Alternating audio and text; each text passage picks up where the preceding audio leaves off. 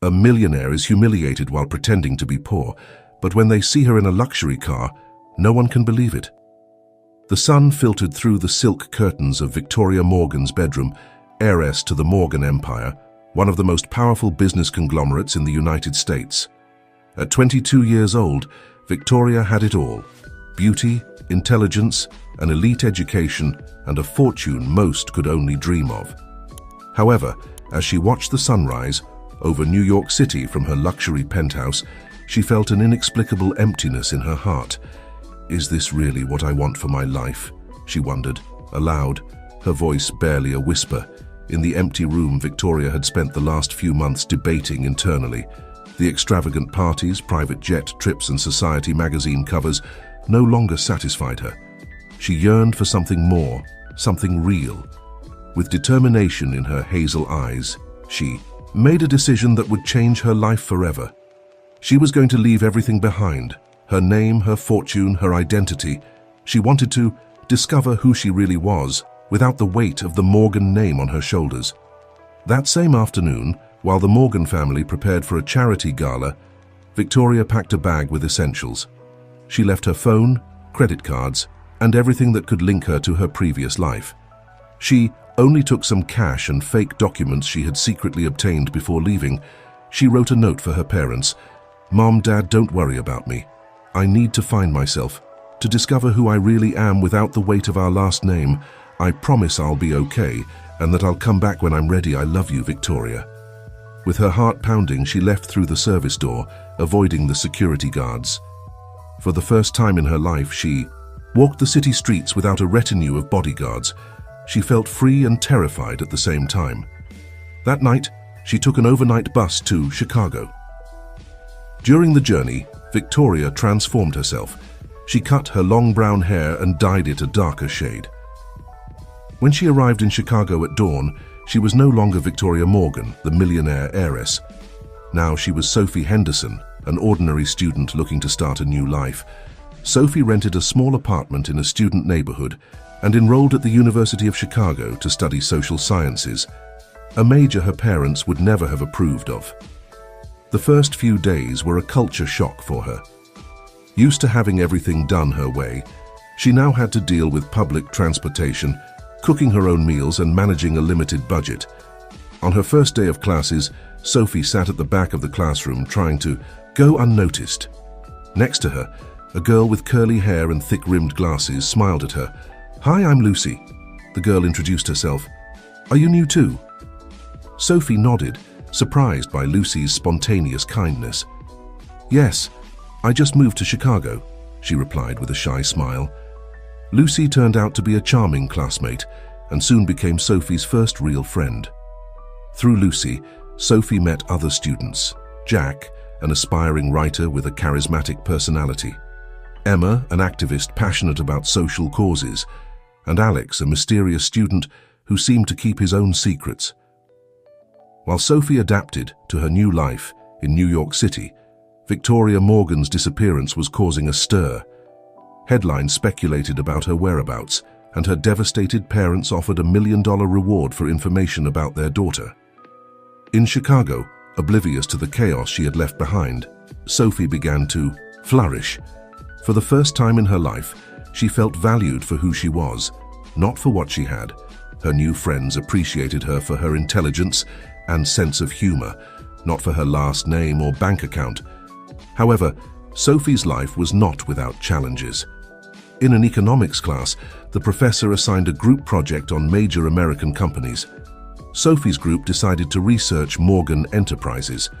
"Have you heard about the missing heiress?" Jack asked as they researched.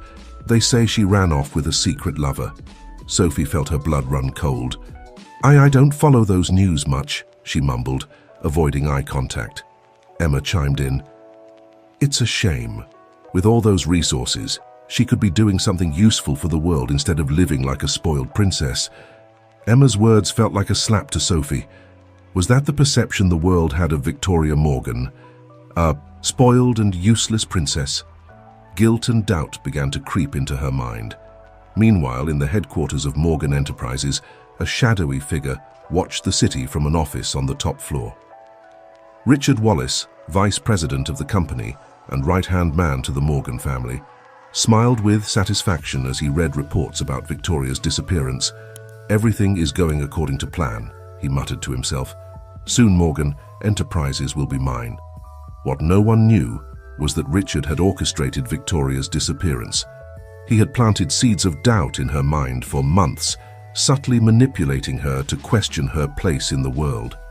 Now, with the heiress out of the way, his plan to take control of the company was in motion. Back in Chicago, Sophie immersed herself in her studies and her new social circle, trying to ignore the guilt she felt for abandoning her family. One night, while studying in the library with Lucy, she noticed Alex watching her intently from another table. Intrigued and a little uneasy, Sophie approached him. "Is there something you want to tell me?" she asked directly. Alex seemed surprised by her frankness. "I'm sorry, I didn't mean to make you uncomfortable," he replied. "It's just that there's something about you that seems familiar." Sophie's heart skipped a beat. Had he recognized her? But Alex continued, "You have a look as if you're carrying a big secret. I know because I have one too." Sophie didn't know how to respond. For a moment, she considered confessing everything to Alex, but fear held her back. Instead, she offered him an enigmatic smile. "We all have secrets, don't we?"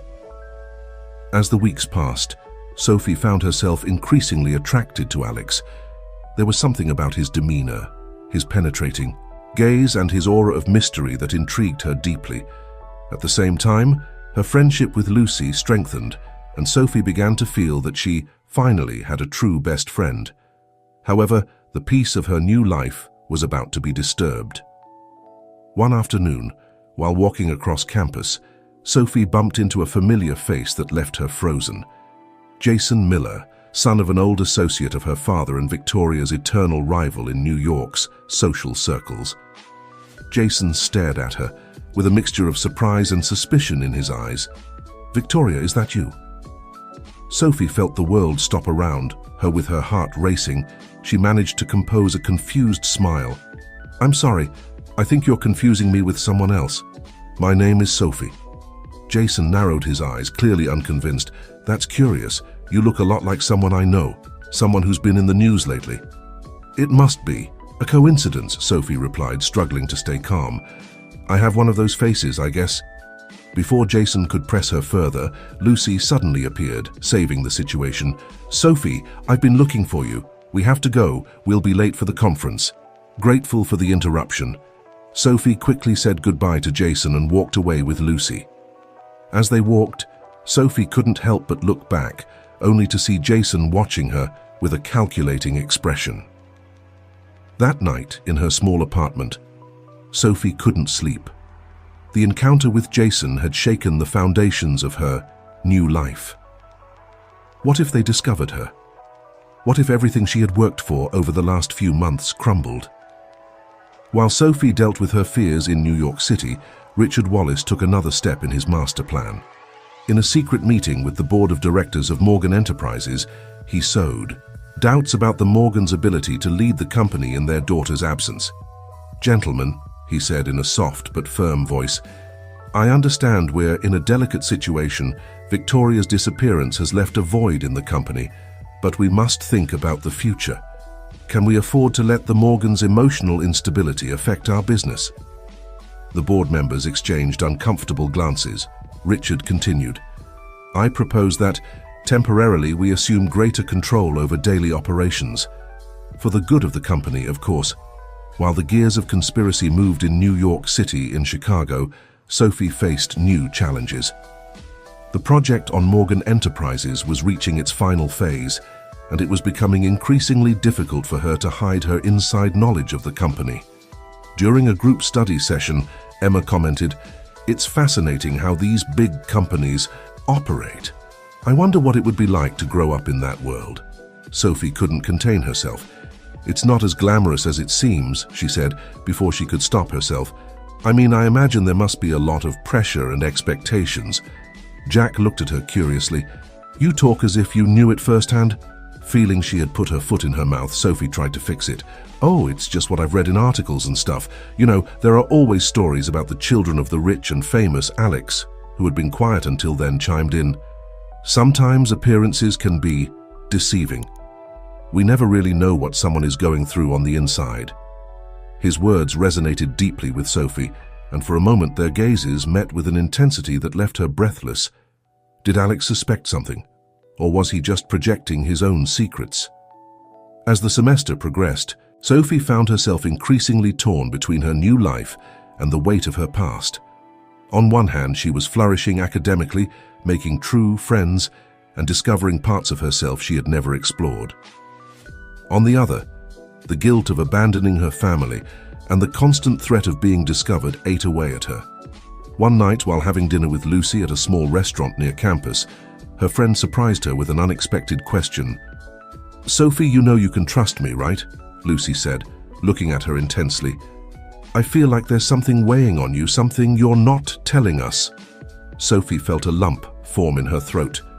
For a moment, she considered telling Lucy everything, but the fear of losing the friendship they had built held her back. "I'm fine, Lucy," she replied with a forced smile.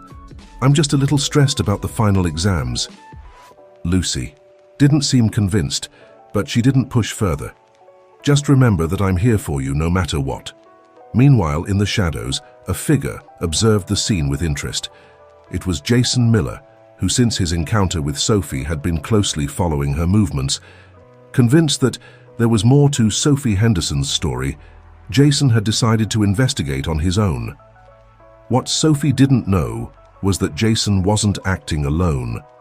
Behind his investigation was Richard Wallace's hand, who had hired Jason to locate Victoria.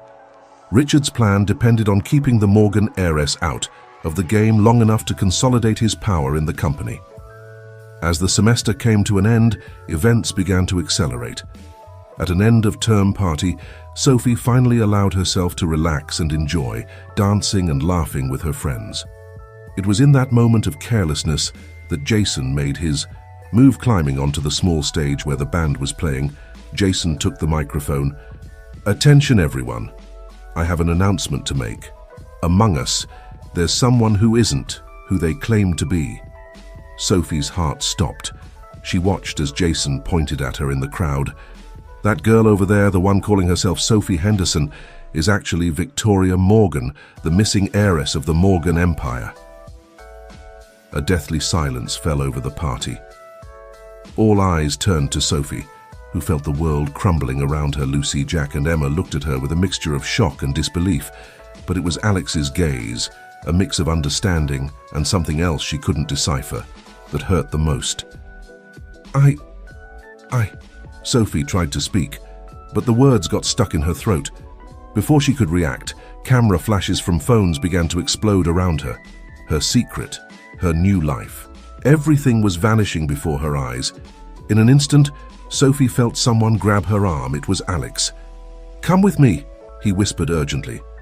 Without thinking twice, Sophie followed him, escaping from the now murmuring and pointing crowd.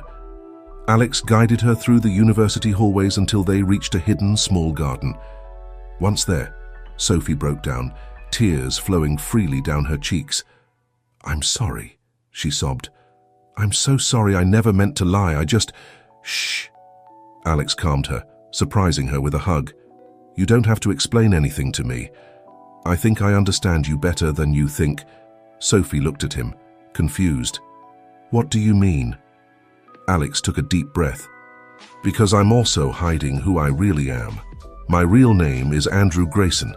I'm the son of Charles Grayson, the CEO of Innovatech." The revelation hit Sophie like lightning. Innovatech was one of Morgan Enterprise's main competitors. But why? "For the same reasons as you, I guess," Andrew responded with a sad smile. "I wanted to know who I was. Without the weight of my last name, I wanted to be valued for myself, not for my family's money." At that moment, Sophie felt a connection with Andrew that went beyond anything she had experienced before. Here was someone who could truly understand her struggle, her fears, her hopes. But before they could delve deeper into their conversation, the sound of approaching footsteps alerted them. Lucy appeared in the garden, her face a mix of emotions. "Sophie, or should I say, Victoria," Lucy said, her voice trembling slightly. "Is it true?" All this time you've been—" Sophie nodded, unable to look her friend in the eye. "I'm sorry, Lucy, I never meant to deceive you. You've been the best friend I've ever had, and everything we shared was real. Please believe me." Lucy remained silent for a moment that seemed eternal. Finally, to Sophie's surprise, she approached and hugged her. "You fool!" Lucy muttered. "I don't care if you're Sophie, Victoria, or the Queen of England. You're my friend, and that's all that matters." The relief Sophie felt was indescribable. However, she knew this was only the beginning of a much bigger storm. Meanwhile, in New York City, Richard Wallace received the news of Victoria's identity revelation with a mixture of frustration and calculated calm. His plan had suffered a setback, but he wasn't defeated yet. "Jason," he spoke on the phone, "I want you to keep a close eye on Victoria. Don't lose sight of her. And remember, no one should know about my involvement in this." Back in Chicago, Sophie, Andrew, and Lucy discussed their next steps. The news of Sophie's true identity was spreading like wildfire, and they knew that soon the media would descend on the university like vultures. "I need to face this," Sophie said with determination. "I can't keep running. I have to go back to New York and face my family, the company, everything." Andrew looked at her with admiration. "You don't have to do it alone, I'll go with you." "And so will I," Lucy added without hesitation. Sophie felt a wave of gratitude towards her friends. For the first time since she had left her old life, she felt she had the strength to face whatever came. That night, as they prepared to leave for New York City, Sophie received an unexpected call. It was Emma. "Victoria or Sophie, or whatever you want me to call you," Emma began, her voice a mixture of confusion and determination. "I don't know why you did what you did, but I know you're a good person, and I think you have a unique opportunity to do something really important with your position.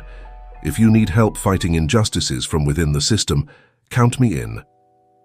Emma's words resonated deeply with Sophie. Perhaps this was the purpose she had been searching for all this time. The next morning, Sophie, Andrew, and Lucy boarded a train to New York City. As the city of Chicago faded into the distance, Sophie reflected on everything she had gained and lost in the last few months. Her search for authenticity had led her down a path she never would have imagined, and now she was about to face the consequences of her actions. What Sophie didn't know was that, in the shadows, several forces were moving.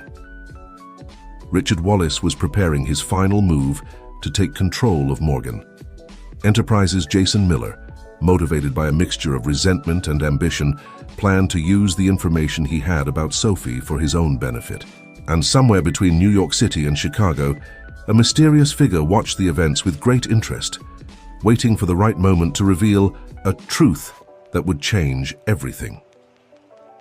As the train headed towards the capital, Sophie looked at Andrew and Lucy, her allies in this new battle that was about to begin. With a mixture of fear and determination, she realized that her true journey of self-discovery was just beginning.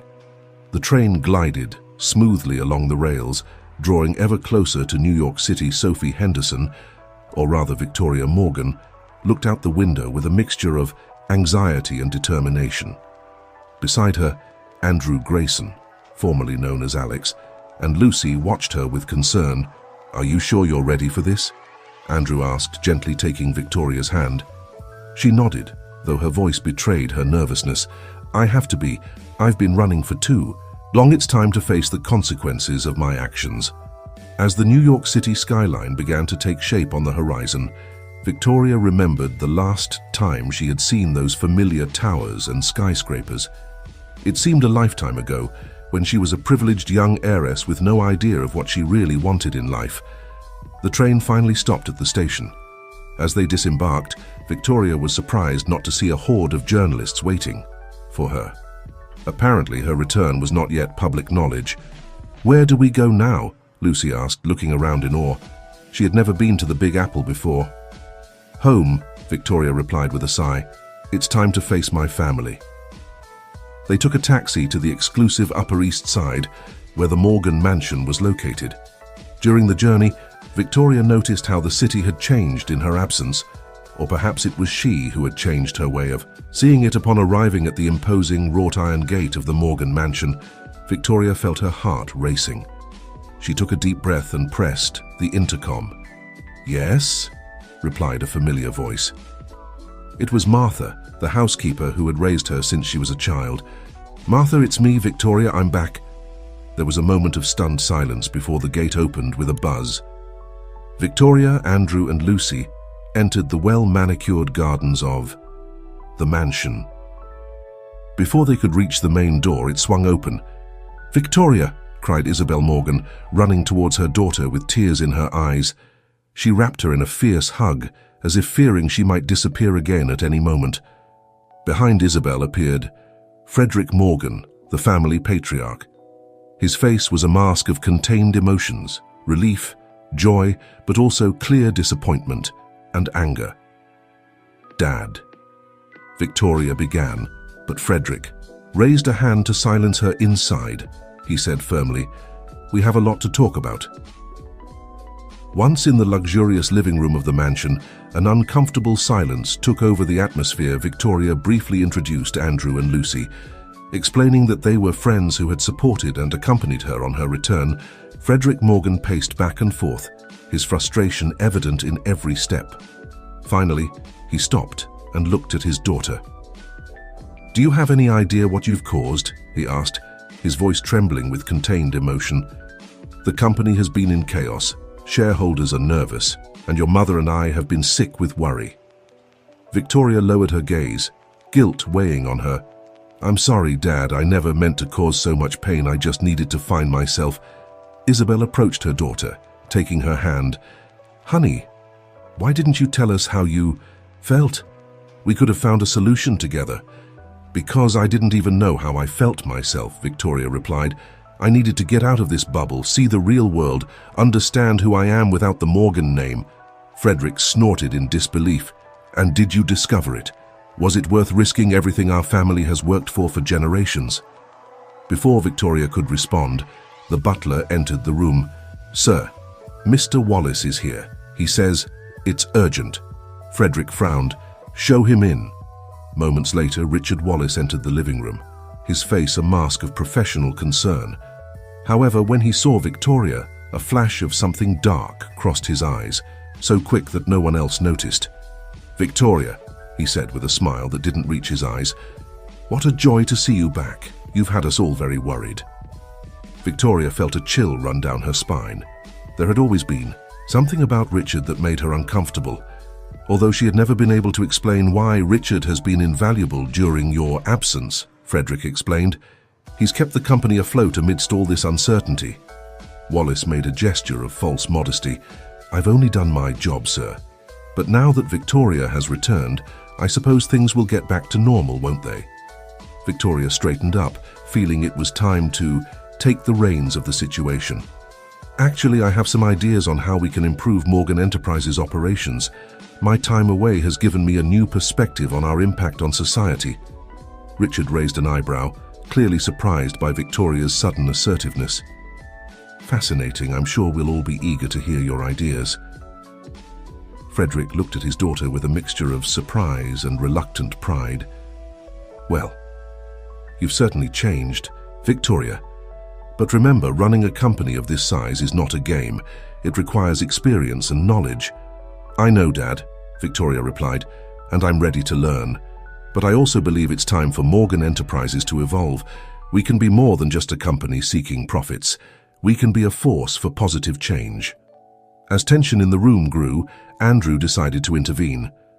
"Mr. and Mrs. Morgan, I know you're surprised and maybe disappointed, but I can assure you that during the time I knew Victoria in Chicago, she demonstrated extraordinary intelligence and compassion. I believe she has a lot to offer your company and society." Lucy nodded in agreement. "It's true, Victoria, or Sophie as we knew her, was always thinking about how to help others even when she had very little herself." Isabel looked at her daughter's friends gratefully. "Thank you for taking care of our Victoria. And thank you for bringing her back home." Frederick, however, remained skeptical. "All this sounds very noble, but the reality of business is much more complicated. We can't simply change the course of a multi-billion-dollar company based on youthful ideals." "Maybe not overnight," Victoria conceded, "but we can start making gradual changes. I have concrete ideas on how we can improve our labor practices, reduce our environmental impact, and contribute more significantly to the communities where we operate. Richard, who had been observing the exchange with growing unease, decided it was time to intervene. All this sounds very interesting, Victoria, but perhaps we should discuss it in a formal board meeting. After all, there are protocols to follow. Victoria noticed the condescending tone in Richard's voice and decided it was time to show that she was no longer the naive young woman who had left the mansion months ago. Of course, Richard, I'll be delighted to present my proposals to the board. In fact, why don't we schedule that meeting for tomorrow? I'm sure everyone will be eager to hear what I have to say. Richard's smile faltered for a moment, but he quickly regained his composure. Tomorrow might be a bit rushed, but I'll do my best to arrange it. Frederick looked at his daughter with a mixture of pride and concern. Victoria, are you sure you're ready for this? You've been away for a long time. I'm more than ready, Dad, Victoria replied, with determination. It's time for me to take on my responsibilities, but on my own terms. As tension in the room grew, Andrew and Lucy exchanged worried glances. They knew Victoria was about to face forces much more powerful and dangerous than she had ever faced in Chicago. That night, after everyone had retired to their rooms, Victoria found herself unable to sleep. She went out to the balcony of her old room, looking at the lights of the city she had once wanted to leave behind. Andrew found her there, wrapped in her thoughts. "Are you okay?" he asked softly. Victoria turned to him, her eyes shining with a mixture of determination and fear. "I don't know. Everything is happening so fast. A few days ago, my biggest concern was passing my final exams. Now, I'm about to face a board of directors and possibly change the course of a multi-billion-dollar company." Andrew took her hand, intertwining his fingers with hers. "You're not alone in this, Victoria. Lucy and I are here to support you, and from what I've seen, you're stronger and more capable than you think." Victoria smiled, grateful for his presence. "Thank you, Andrew. I don't know what I'd do without you two." As they shared that moment of intimacy, neither of them noticed the figure watching them from the shadows of the garden. Jason Miller, hidden among the bushes, was taking photos with a long-range camera. His face twisted into a grimace of disgust as he saw the closeness between Victoria and Andrew. "Enjoy while you can, Victoria," he muttered to himself. "Soon you'll discover that the real world is much crueler than you imagine." The next morning, Victoria woke up early, determined to prepare for the meeting with the board of directors. As she had breakfast with her family, Andrew and Lucy, the atmosphere was charged with tension and expectation. Frederick Morgan, who had spent the night reflecting on his daughter's return, finally spoke. "Victoria, I've been thinking about what you said yesterday. Although I still have my reservations, I'm willing to listen to your ideas, but remember, the responsibility you're taking on is enormous." Victoria nodded, grateful for the opportunity. "I know, Dad, and I promise I won't disappoint you." Just as they were finishing breakfast, Martha, the housekeeper, hurriedly entered the dining room. "Sir, ma'am, you need to see this," she said, turning on the TV in the living room. On the screen appeared a morning news show, and Victoria's heart stopped when she saw her own image on the screen. The presenter spoke in a sensationalist tone. In a surprising twist, the missing heiress Victoria Morgan has returned to New York City. Sources close to the family claim she spent the last few months living under a false identity in Chicago. But that's not all we have. Exclusive images that suggest a secret romance that could shake the foundations of the Morgan Empire. The image changed to a blurry but recognizable photograph of Victoria and Andrew on the balcony the night before, holding hands. Who is this mysterious young man, and how will this affect the future of Morgan Enterprises? Stay tuned for more details on this developing story. The silence that followed in the dining room was deafening. Frederick turned off the TV with an abrupt gesture and turned to his daughter, his face a mask of contained fury. "Explain yourself, Victoria." Now, Victoria, feeling that control of the situation was slipping out of her hands, looked at Andrew for support. He nodded slightly, giving her the strength she needed. "Dad, Mom, Victoria began, her voice trembling slightly. "There's something else I need to tell you about my time in Chicago and about Andrew." As Victoria prepared to reveal the whole truth, she knew this was just the beginning of a much bigger battle. A battle that would determine not only her future, but the future of Morgan Enterprises, and possibly that of many other people whose lives were touched by the company's actions. What Victoria didn't know was that at that very moment, Richard Wallace was making a series of frantic calls, trying to control the damage and ensure that his plans didn't crumble before he could put them into action. "I need you to delay the board meeting," Richard ordered his assistant. "Make up an excuse, whatever, I need time to handle this." Meanwhile, in the Morgans' dining room, Victoria took a deep breath and began her explanation. "Mom, Dad, Andrew is not just a friend I met in Chicago. He is Andrew Grayson, son of Charles Grayson, the CEO of Innovatech." The revelation fell like a bomb in the room. Frederick Morgan jumped to his feet, his face flushed with anger. "Charles Grayson's son? Our biggest competitor? Victoria, do you have any idea what this means?" Isabel Morgan, always the voice of reason, put a hand on her husband's arm. "Frederick, calm down. Let's let Victoria finish explaining." Andrew stepped forward, his posture erect and determined. "Mr. and Mrs. Morgan, I understand your concern, but I assure you that my intentions are sincere. Like Victoria, I too was looking for my own path, away from my family's expectations." Victoria continued, her voice gaining strength. "What Andrew and I discovered is that we have much more in common than we thought, and together we believe we can do something really good, not just for our companies, but for society in general." Frederick ran a hand through his hair, clearly frustrated. "Victoria, business is not a fairy tale. You can't just decide to change everything overnight based on a summer romance." "It's not a summer romance, Dad," Victoria replied firmly. "It's a shared vision of what our companies could be. Andrew and I have been discussing ideas on how Morgan Enterprises and Innovatech could collaborate on projects that benefit the community." Lucy, who had been watching silently, decided to intervene. "Mr. Morgan, if I may, I've seen firsthand how Victoria, or Sophie as I knew her, genuinely cares about others. Her ideas are not mere fantasies. They're well-thought-out plans that could make a real difference." Before Frederick could respond, the house phone rang. Martha hurriedly entered. "Sir, it's Mr. Wallace. He says it's urgent." Frederick took the call, his frown deepening as he listened. After a few moments, he hung up and turned to the group. "The board meeting has been postponed until tomorrow. Apparently, several members have unavoidable commitments today." His tone made it clear he didn't believe that excuse. Victoria exchanged a look with Andrew. They both knew this gave them one more day to prepare, but it also meant that the forces opposing them were mobilizing. "All right," said Victoria, straightening up. "Then we'll use this time to prepare even better. Dad, Mom, I know you have doubts, but I ask you to listen to us. Let us present our ideas to you. If after that you still think we're wrong, I'll accept it."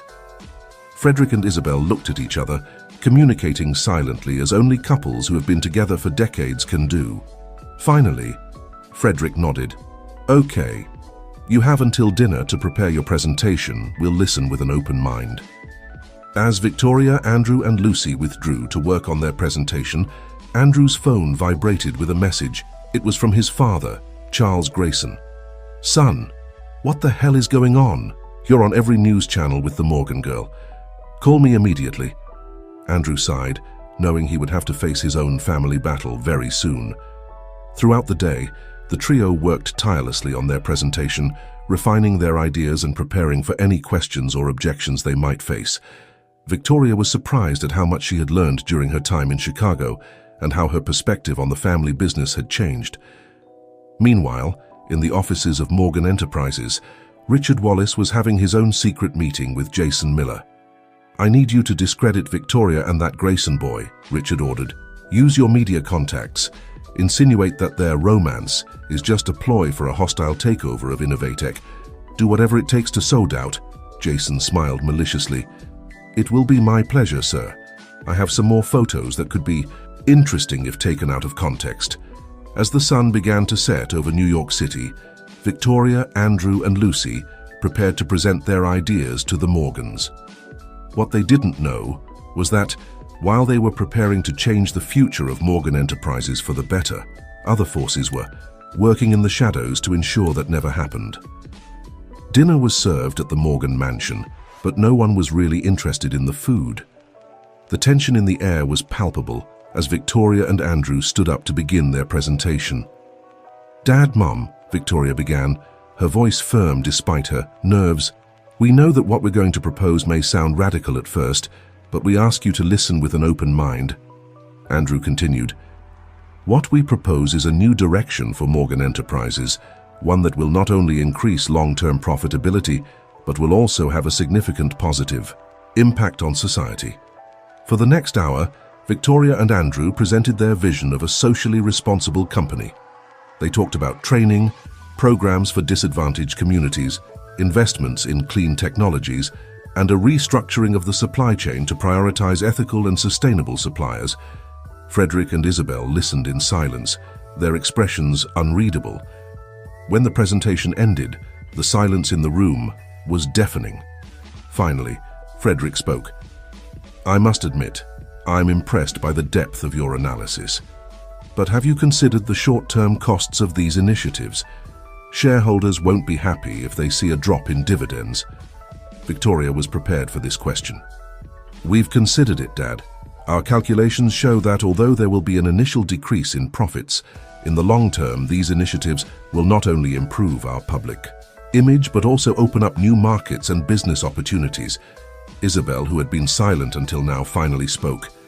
"Victoria, Andrew, your vision is admirable. But how do you plan to handle internal resistance? Changing the culture of such a large company won't be easy." Andrew responded, "We have a detailed plan for the gradual implementation of these changes, Mrs. Morgan.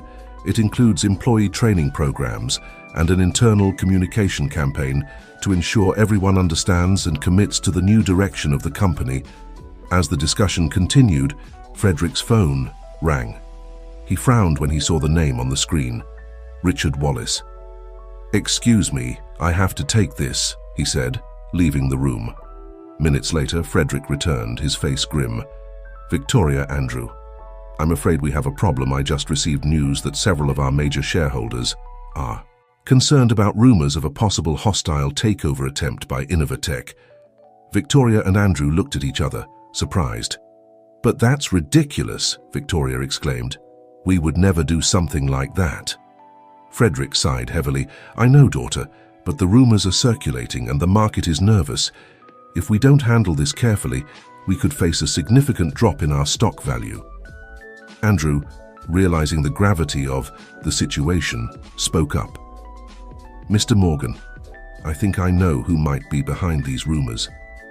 My father sent me a message today, asking about the news about Victoria and me.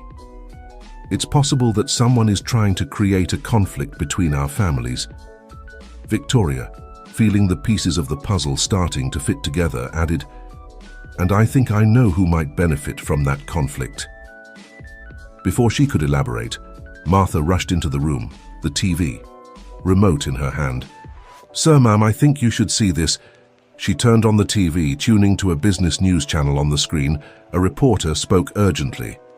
In a surprising twist, anonymous sources within Morgan Enterprises suggest that the recent reappearance of Victoria Morgan could be part of a broader strategy by Innovatech to gain control over the company. Images of the Morgan heiress with the son of Innovatech's CEO have led to speculation about a possible forced corporate marriage. Frederick turned off the TV, his face a mask of contained fury. "This is a disaster. We need to issue a press release immediately to deny these rumors." Victoria, however, had another idea. "No, Dad, this could be our opportunity." Everyone looked at her in surprise. Victoria continued, "Instead of denying the rumors, what if we use them to our advantage? Let's call a press conference for tomorrow. Andrew and I will announce our vision for a collaboration between Morgan Enterprises and Innovatech, not an acquisition, but a strategic alliance to drive corporate social responsibility initiatives." Andrew nodded, understanding Victoria's strategy. It's risky, but it could work if we present a united front and explain our true intentions. We could turn this crisis into an opportunity." Frederick and Isabel exchanged glances, clearly weighing the risks and benefits of this bold strategy. "It's dangerous," Frederick finally said, "but it could also be brilliant. All right, let's do it." As the Morgan family and their allies prepared for their risky move elsewhere in the city, Richard Wallace received the news of the imminent press conference with a mixture of rage and panic. "Damn it!" he shouted, throwing his phone against the wall. His plans were crumbling, and he knew he would have to take drastic measures if he wanted to maintain his position and prevent his own secrets from coming to light. As night fell over New York City, the various players in this corporate drama prepared for a battle that would determine not only the future of Morgan Enterprises, but also the balance of power in the American business world. Victoria, lying in her bed but unable to sleep, looked out the window at the city lights. She knew that tomorrow would be the most important day of her life, a day that would define not only her future, but that of many people who depended on Morgan Enterprises. With determination in her eyes, she promised herself that, no matter what happened, she would fight with all her might for the vision she believed in, a vision of a more ethical, more responsible, and more humane business world. The stage was set for a confrontation that would shake the foundations of the American corporate world. And at the center of it all, a young woman who had found her purpose and was willing to fight for it, no matter the cost. The morning of the press conference dawned with a leaden sky over New York City, as if nature itself sensed the storm that was about to break in the corporate world. Victoria woke up before dawn, her mind already racing with the events ahead. She dressed carefully, choosing a suit that gave her an air of authority without losing her youth. As she looked in the mirror, she saw not just the heiress to an empire, but a woman with a mission. In the dining room, she found her father already awake, reviewing documents with a cup of coffee in hand. Frederick looked up as she entered. "Are you ready for this, Victoria?" he asked, his voice a mixture of concern and pride. She nodded, sitting across from him. "I am, Dad. I know it's risky, but I believe in what we're doing." Frederick looked at her for a long moment before speaking. "You know, when you disappeared, I felt lost, not just from worry, but because I realized how much I depended on you for the future of the company. Now I see that you needed that time to become the leader. I always knew you could be." Her father's words moved her deeply. "Thank you, Dad. I promise I won't let you down." Meanwhile, on the other side of the city, Andrew faced his own family battle. He had spent the night in a hotel, avoiding returning to the Grayson mansion, but he knew he couldn't postpone the confrontation with his father any longer. Charles Grayson was waiting for him in his study, his face a mask of barely contained fury. "Have you lost your mind, Andrew? Do you have any idea of the damage you've done to our family, to our company?" Andrew stood firm. "Dad, I know this seems crazy, but if you listen to me, you'll see that what Victoria and I are proposing could be revolutionary for both companies." "Revolutionary?" Charles spat. "All I see is my son fraternizing with the enemy? Do you think Frederick Morgan is going to allow his precious heiress to marry his biggest competitor's son?" "This isn't about a corporate marriage, Dad," Andrew replied calmly. "It's about a shared vision for the future of our companies and of America. If you come to the press conference today, you'll understand." Charles looked at him skeptically, but something in his son's determination made him hesitate. "All right, I'll go to that press conference. But I warn you, Andrew, if this is some kind of trick—" "It's not, Dad, I promise you." As the Morgan and Grayson families prepared for the conference in the offices of Morgan Enterprises, Richard Wallace was in full crisis mode. He had spent the night trying to control the damage, but he knew his options were running out. "I need you to find something, anything, that we can use against Victoria or that Grayson boy," he ordered Jason on the phone. "I don't care how you do it, but do it fast." As the time for the conference approached, the media gathered in front of Morgan Enterprises headquarters. Speculation was at its peak, with theories ranging from a corporate merger to a family scandal. Victoria, Andrew, and their respective families arrived separately, carefully avoiding any contact in front of the cameras. Lucy, who had insisted on being present for moral support, mingled among the crowd of journalists, her heart beating with a mixture of excitement and fear for her friends inside the building, in a conference room prepared for the event. Victoria and Andrew had a moment alone before facing the press. "Are you ready for this?" Andrew asked, taking Victoria's hands in his. She nodded, her gaze full of determination. "I am. Whatever happens, I know we're doing the right thing." They looked at each other for a moment, and without thinking, they melted into a passionate kiss. It was a kiss of promise, of mutual support, of a future worth fighting for. What they didn't know was that Jason, who had infiltrated among the security personnel, had captured that intimate moment with his camera. With a malicious smile, he sent the image to Richard Wallace. At 10 o'clock sharp, the doors of the conference room opened. Victoria and Andrew entered, followed by Frederick Morgan, and to many surprise, Charles Grayson. The press murmur intensified at this unexpected alliance. Victoria approached the podium, her posture erect and confident. "Good morning, everyone. We appreciate your presence at this press conference. We are here to clarify the rumors that have been circulating and to announce a new direction for Morgan Enterprises and Innovatech." She paused, her eyes scanning the room full of eager journalists. Contrary to speculation, there is no hostile takeover attempt. What Andrew Grayson and I propose is a strategic alliance between our companies, a collaboration that will not only benefit both companies, but will also have a positive impact on American society. The murmur in the room grew, Victoria continued, explaining her vision of corporate social responsibility, investments in clean technologies, and community development programs. As she spoke, you could see how some journalists went from skeptical curiosity to genuine interest. Andrew took over, detailing how this alliance would allow both companies to innovate in areas that previously seemed out of reach. Together, we can be more than the sum of our parts. We can be an example of how the private sector can be an engine of positive change in society. As the presentation continued, Richard Wallace watched from the back of the room, his face a mask of barely contained fury. He knew that if this alliance materialized, his position in the company would be in danger. He needed to act, and fast. Just as Victoria and Andrew were about to open the round of questions, Richard approached a journalist in the front row, whispering something in his ear. The journalist, known for his aggressiveness, immediately raised his hand.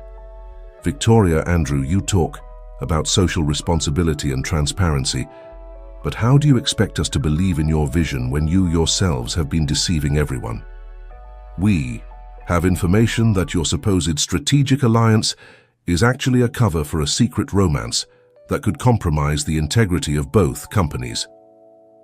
A stunned silence fell over the room. Victoria and Andrew exchanged a quick glance. Aware that this was the moment that would define everything, Victoria took a deep breath and approached the microphone. "It's true that Andrew and I have a personal relationship. It's not something we tried to hide, but something we wanted to address at the right time. But let me be clear, our personal relationship does not compromise our professional vision. On the contrary, it has allowed us to see beyond traditional corporate rivalry and visualize a future where collaboration triumphs over destructive competition." Andrew nodded, adding, "We understand that this may seem like a conflict of interest, but we assure you that we have been completely transparent with our respective boards of directors. Our alliance proposal is based on solid business principles and a shared vision for the future of our companies and America." The room erupted into a frenzy of questions and camera flashes. Frederick Morgan and Charles Grayson, who until that moment had remained silent, approached the podium. Frederick spoke first. "As president of Morgan Enterprises, I can assure you that I have personally reviewed every aspect of this alliance proposal. It is not a decision taken lightly or influenced by personal matters. It is a solid strategy that we believe will benefit not only our companies, but the entire community." Charles Grayson, still visibly uncomfortable but determined, added, "Innovatech prides itself on its track record of innovation. This alliance with Morgan Enterprises will allow us to take that innovation to new levels, especially in areas of social responsibility and sustainability."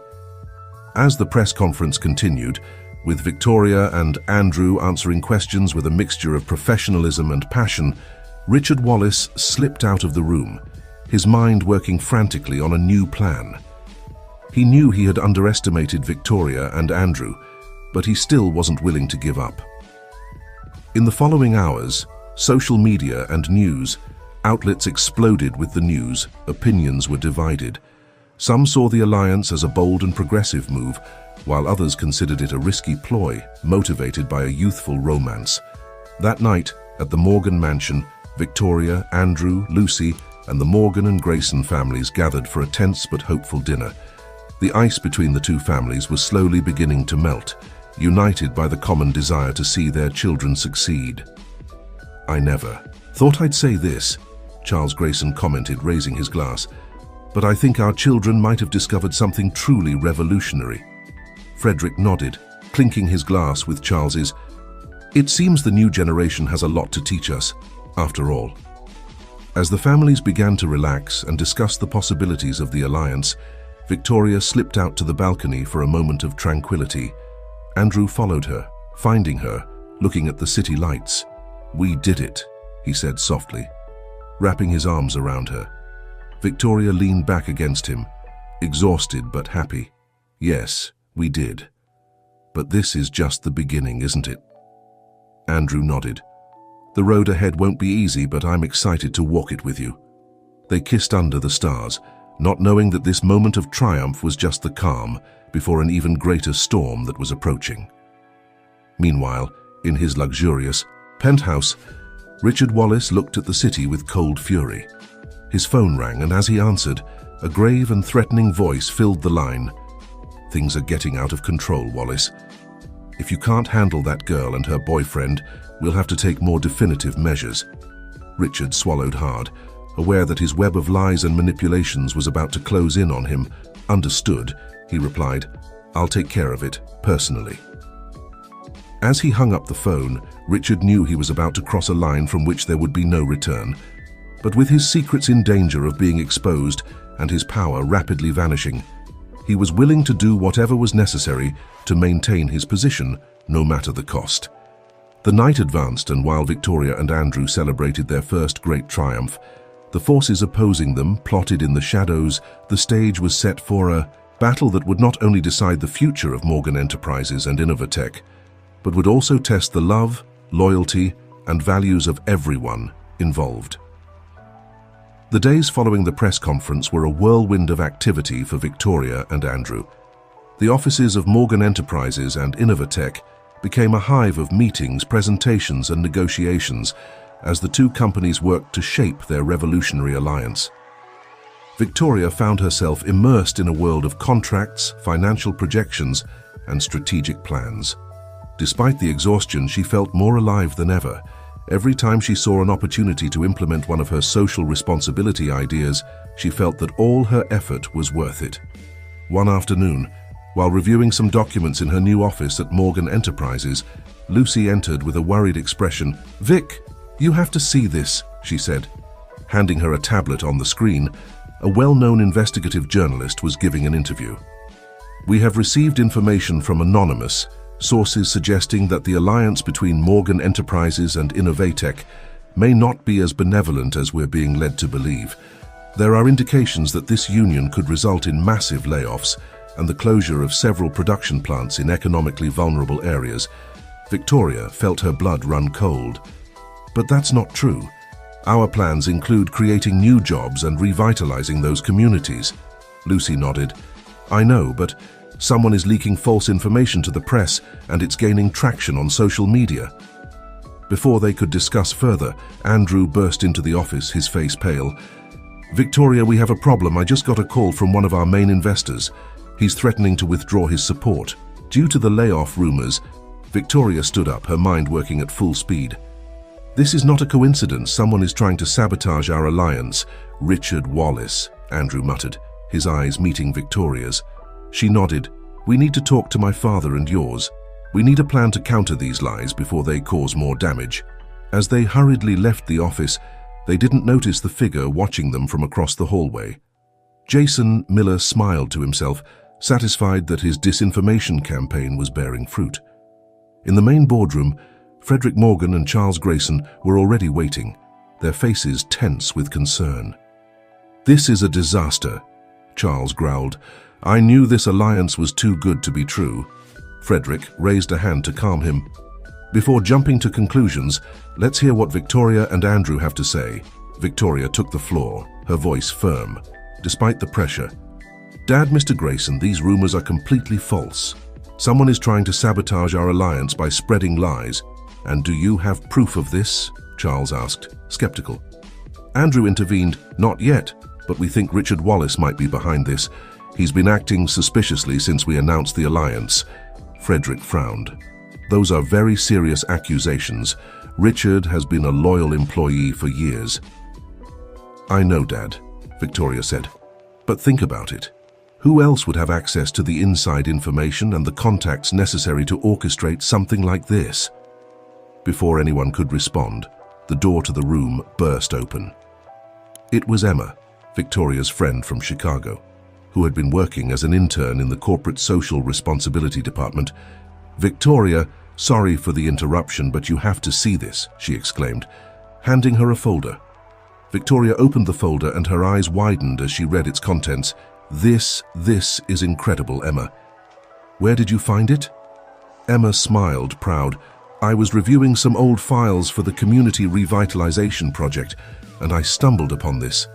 They're records of suspicious transactions made by Morgan Enterprises years ago, all approved by Richard Wallace." Frederick jumped to his feet. "Let me see that." He took the folder and began to leaf through the documents, his face paling as he read. "This can't be," he muttered. "Embezzlement, bribes to officials. How could this happen under our noses?" Charles Grayson, who had been watching silently, finally spoke. "If this is true, it not only explains why Wallace is trying to sabotage the alliance, but it could also be enough to bring him down." Victoria looked at Andrew, a spark of hope in awe. Her eyes, "This is what we needed. With this information, we can expose Wallace and stop his disinformation campaign." Andrew nodded, but his expression remained cautious. "Yes, but we have to be careful. If Wallace finds out we have this, he might do something desperate." Frederick ran a hand through his hair, visibly agitated. "I can't believe I was so blind. Richard was like a brother to me." Victoria approached her father and put a hand on his shoulder. "It's not your fault. Dad Wallace deceived everyone, but now we have the opportunity to make things right." Charles Grayson stood up. "Well, what's the plan? We can't just go to the press with this. We need to handle it in a way that doesn't damage the reputation of our companies." "I have an idea," said Andrew, "but it's risky." All eyes turned to him as he explained his plan. As he spoke, a mixture of amazement and concern was reflected on the faces of those present. "It's dangerous," Victoria said when Andrew finished, "but it could work." Frederick and Charles exchanged glances. "It's a big risk," Frederick said, "but I think we have no other choice." As the group discussed the details of the plan in his office, Richard Wallace received a call that would leave him frozen. "Mr. Wallace," said a distorted voice on the other end of the line, "we have a problem. It seems someone has discovered the records of the transactions from 5 years ago." Wallace felt the ground open up beneath his feet. "How is that possible? Those records were destroyed." "Apparently not all of them," the voice replied, "and they're in the hands of Victoria Morgan and her group." Wallace hung up the phone, his mind working frantically. He knew that if those documents came to light, everything he had worked for would come crashing down. He would not only lose his position at Morgan Enterprises, but would probably end up in jail. With trembling hands, he opened his desk drawer and took out a gun. He looked at it for a long moment, considering his options. Finally, he made a decision. "If I'm going down," he muttered to himself, "I'm not going down alone." Meanwhile, Victoria and Andrew set their risky plan in motion. They knew they were playing with fire, but they also knew it was their best chance to save not only the alliance, but also to expose the corruption that had been lurking in the shadows of Morgan Enterprises for years. What they didn't know was that Richard Wallace, cornered and desperate, was about to take extreme measures that would endanger not only their careers but their lives. That night, as the city prepared to sleep, A storm was brewing on the horizon. Both literally and figuratively, thunder rumbled in the distance, like an omen of the dramatic events that were about to unfold. At the Morgan mansion, Victoria prepared for the most dangerous part of the plan. She was about to face Richard Wallace head-on, armed only with her intelligence and the truth. Andrew, standing in her bedroom doorway, watched her with a mixture of admiration and concern. "Are you sure you want to do this?" he asked, his voice tinged with anxiety. Victoria turned to him, her eyes shining with determination. "I have to do it, Andrew. It's the only way to end this once and for all." They hugged tightly, aware that the next few hours could change their lives forever, as Victoria headed to the offices of Morgan Enterprises for her encounter with Wallace, Andrew, and Lucy, prepared to execute their part of the plan. They had to ensure that the truth came to light, no matter what happened. What none of them knew was that Jason Miller, following Wallace's orders, had been following them. And now, hidden in the shadows, he prepared to intervene at the most critical moment. The storm finally broke over New York City, rain falling in sheets and lightning illuminating the night sky. It was as if the sky itself was anticipating the drama that was about to unfold in the offices of Morgan Enterprises. Victoria entered the building, her heart beating hard, but her face showing a calmness she didn't feel.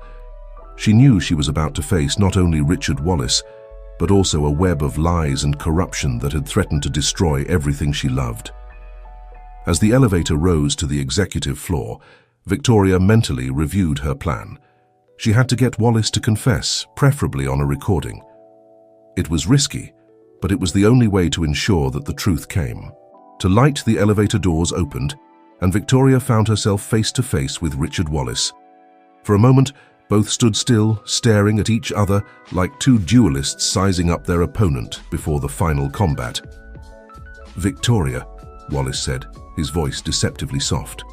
"What a surprise to see you here so late." "I think we both know this isn't a surprise, Richard," Victoria replied, her voice firm. "It's time we talked." Wallace smiled, but it was a smile that didn't reach his eyes. "Of course, come into my office." As they entered Wallace's luxurious office, the storm raged outside, lightning intermittently illuminating the room through the large windows. "So, Victoria," Wallace began, sitting behind his desk, "what do you want to talk about?" Victoria looked him directly in the eyes. "I know what you've been doing, Richard. The bribes, the embezzlement, your attempt to sabotage. Our alliance with Innovatech, it's over." For a moment, Wallace's mask slipped, revealing a mixture of surprise and fury, but he quickly regained his composure. "Those are very serious accusations, Victoria. I hope you have evidence to back them up." "I do," Victoria replied, pulling a folder from her bag, "and I'm willing to take it to the board of directors and the authorities if necessary." Wallace slowly stood up, circling his desk to approach Victoria. "And what do you hope to achieve with this? Do you think you can just walk in here and threaten me?" "It's not a threat, Richard. It's an opportunity. Confess your crimes, help us unravel this web of corruption, and maybe we can come to an agreement." Wallace laughed, a cold and humorless sound. "Oh, Victoria, so idealistic, so naive. Do you really think it's that simple?" As he spoke, Wallace approached a painting on the wall and moved it, revealing a hidden safe. He quickly opened it, and Victoria felt her heart stop when she saw what he took out. A gun. "I'm afraid you've made a grave mistake in coming here tonight," Wallace said, pointing the weapon at her. Victoria stepped back, her mind working frantically to find a way out. "Richard, think about what you're doing. There's no coming back from this." "There's no coming back for me, Victoria. You've destroyed everything I've worked for. But if I'm going to fall, I won't fall alone." At that moment, the office door burst open. Andrew ran in, followed closely by Jason Miller. "Victoria," Andrew shouted, quickly assessing the situation. Wallace, surprised by the interruption, turned the gun towards Andrew. Victoria took advantage of the distraction to lunge at Wallace, trying to disarm him. In the struggle that followed, the gun went off. The shot was drowned out by a particularly loud thunder. For a moment, everything seemed to freeze. The gunshot resonated in the office, mixing with the rumble of thunder outside Victoria. Andrew, Jason, and Wallace stood motionless, as if time had stopped. Then, slowly, Wallace staggered backward, a red stain spreading on his shirt. The gun fell from his hand, resonating on the marble floor. "No, it can't be," Wallace muttered, before collapsing to the floor. Victoria, snapping out of her stupor, ran towards him. "Call an ambulance," she shouted, pressing her hands against Wallace's wound in a desperate attempt to stop the bleeding. Andrew was already on the phone, his voice urgent as he requested medical help. Jason, for his part, remained motionless, his face a mask of shock and horror. I didn't want to," Jason babbled. "I was just following orders. I didn't know he had a gun." Victoria looked at him, understanding dawning on her face. "It was you who fired." Jason nodded, dropping to his knees. I thought he was going to kill you. I reacted without thinking." As they waited for the ambulance to arrive, Wallace, his voice weak but still audible, began to speak. "Victoria," he murmured, "I'm sorry. I never wanted it to come to this." "Shh, don't talk," Victoria said, surprised by the compassion she felt for the man who moments before had threatened her life. "Help is on the way." "No," Wallace insisted. "You need to know there's more. I'm not the only one. The corruption, it goes beyond me."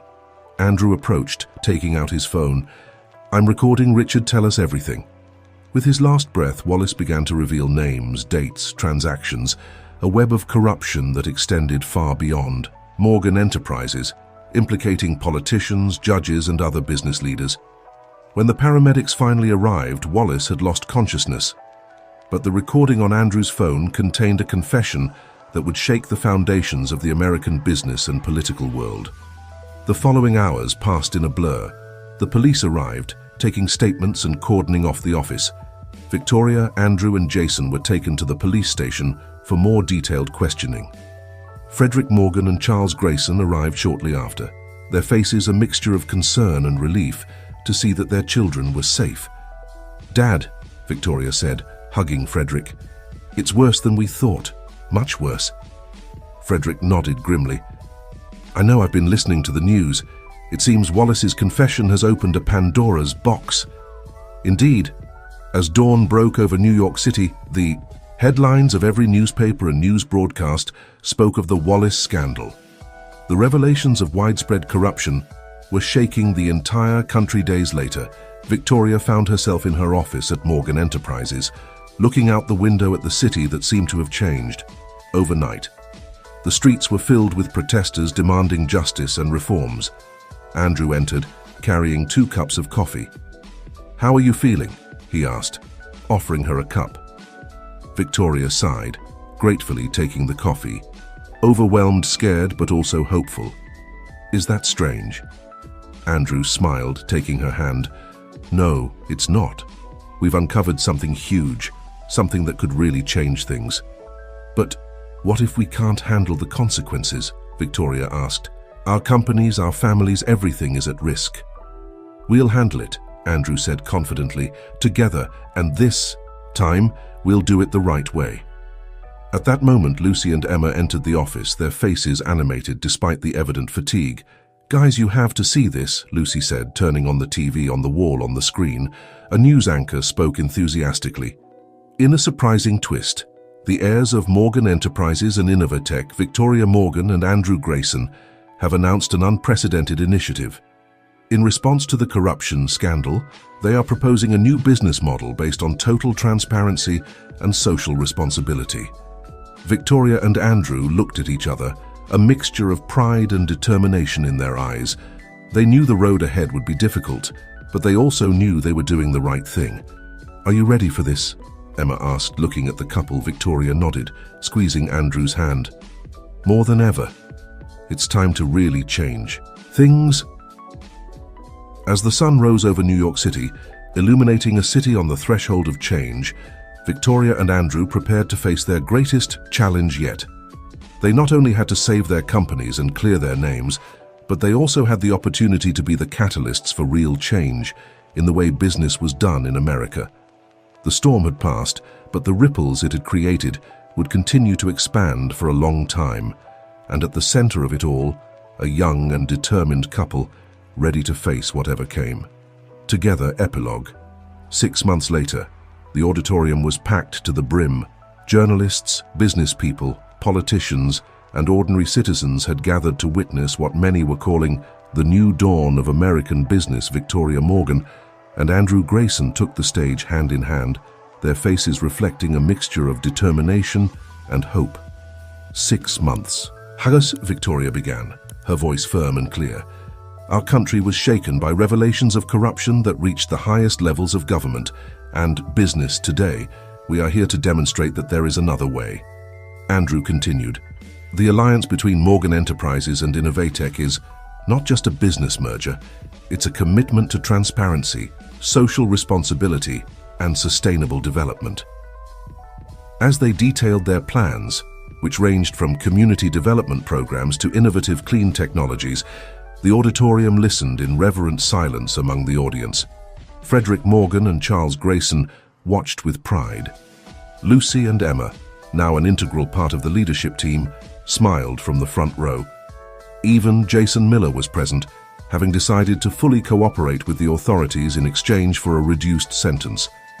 At the end of the presentation, the ovation was deafening. Victoria and Andrew embraced on stage, aware that this was just the beginning of a long journey, but feeling more prepared than ever to face it. As they left the auditorium, surrounded by an enthusiastic crowd, Victoria turned to Andrew. You know, when I left my life of luxury to live as a common student in Chicago, I never imagined it would end up like this. Andrew smiled, gently kissing her forehead. Life has an interesting way of taking us exactly where we need to be. And as they walked towards the future they had forged together, Victoria knew that, for the first time in her life, she was exactly where she needed to be, doing exactly what she needed to do. The sun was setting over New York City, bathing the city in a golden glow that seemed to promise a brighter tomorrow, and at the heart of that promise were Victoria and Andrew, two young people who dared to dream of a better world and had the courage to make that dream a reality.